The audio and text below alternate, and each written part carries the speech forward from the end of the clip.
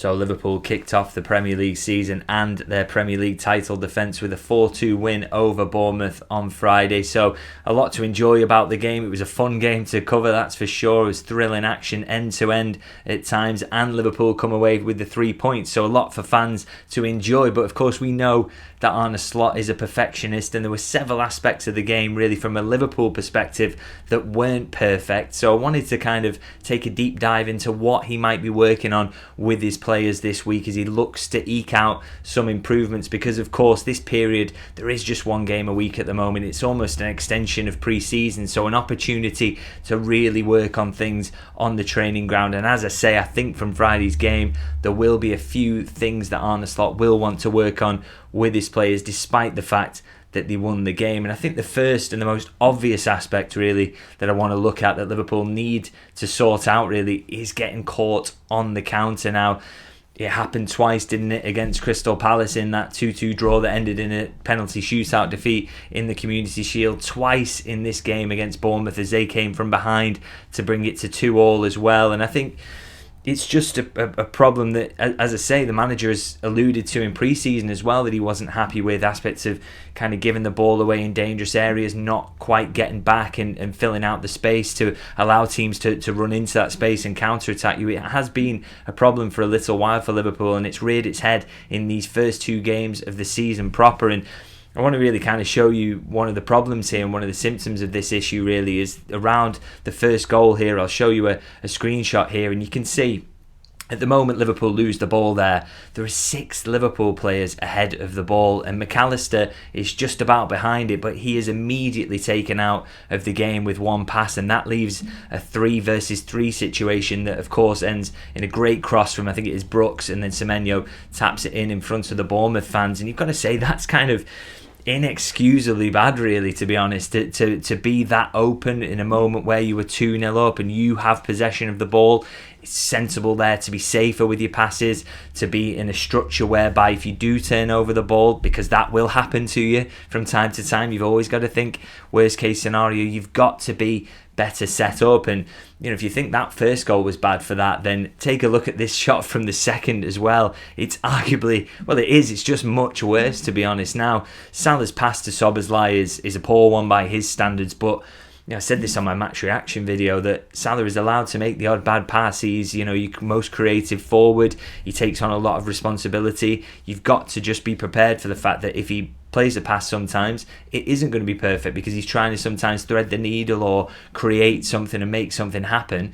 You can't always be perfect and safe in that passing. So the fact that Liverpool is set up in this way for Salah to lose the ball is crazy to me. I mean, 8 ahead of the ball, and the majority of those inside the Bournemouth box. They've just conceded to go 2-1, and they're basically opening up opportunities for the opposition to score again. You just have to ask when you look at this, what are Liverpool doing there? That is so front-footed. It's almost crazy, really. And yeah, really surprising, because Liverpool were quite good in this aspect last season. I mean, in terms of solutions you want to look at really for how Arne Slot solves this problem, really, he'll know that his team have shown that they're capable of stopping this. I mean, they only conceded, as this graphic shows from who scored, they only conceded twice on the counter in the Premier League last season, which gave them the second best record in the division by that measure. Actually, coincidentally, it's Bournemouth who have the best, who conceded only 1 from a counter-attack. But as you can see, Liverpool were really strong in that aspect. So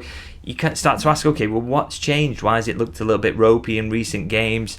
What's the solution there? And you don't want to put too much pressure on one player to solve a big issue like this. But I have to say, I think Ryan Gravenberch is going to be a pretty big help in this regard, to be honest, because you look, I'll show you here the average positions from last season in the Premier League and the average positions for this season, which of course is just one Premier League game, but you can see quite clearly, look at Ryan Gravenberch there. He is the deepest. He does sit the other side of the halfway line on average. He does hold his position a little bit better. He's not having to curb his instincts to act defensively in a situation where Liverpool have the ball.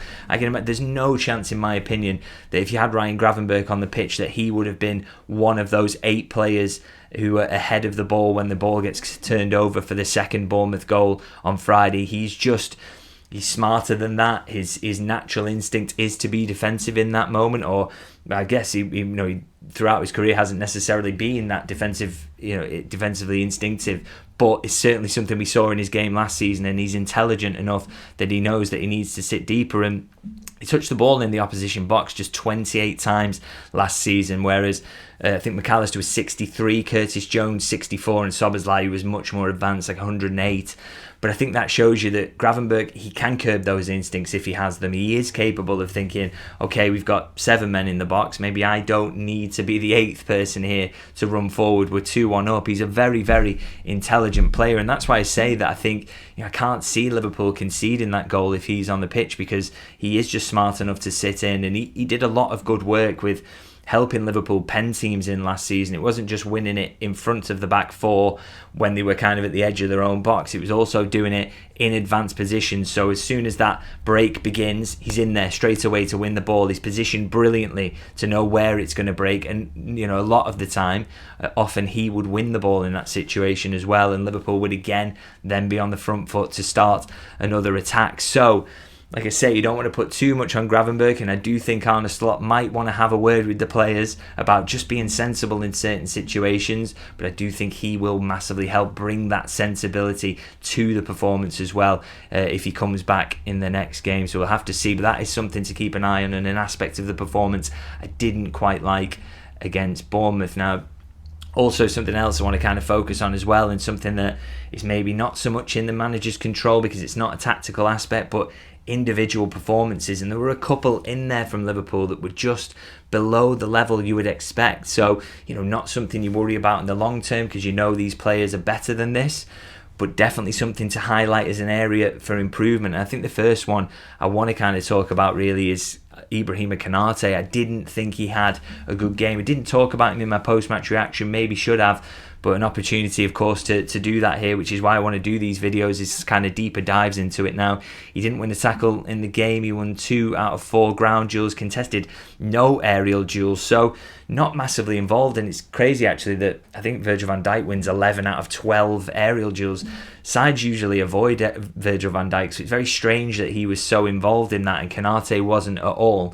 But I think maybe that was Van Dijk trying to take responsibility because Konate wasn't playing well, and it's not just that he didn't do much in the match. As I say, those numbers are quite low in all aspects, really, but more kind of his general position and shakiness. I mean, you see him around the second goal, he's turning inside out, he's turning his back on the ball before Semenyo slots it, and he just looked a little bit panicky at times, really.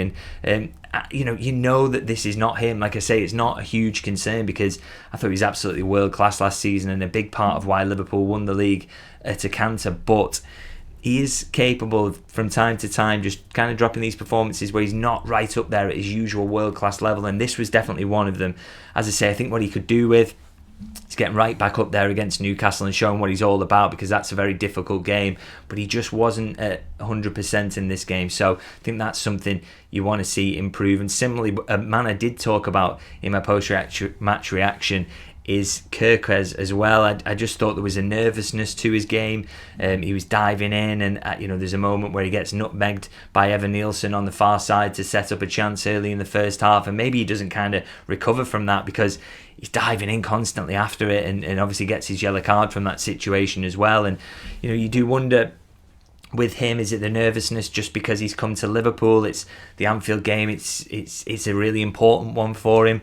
Does he need a bit of time to settle in? I mean, I recall when Andy Robertson first came to Liverpool, he was given time, wasn't he? It was Alberto Moreno initially in the team, and then Andy Robertson only comes in after a couple of months, being allowed to acclimatise, get used to things, and kind of settle down, really. Does Slot need to take a similar tack? Does he go with Robertson against Newcastle? You could say, well, Robertson for Bournemouth's first goal, he's left absolutely trailing in Semenyo's wake, isn't he? So he's not a perfect option there either.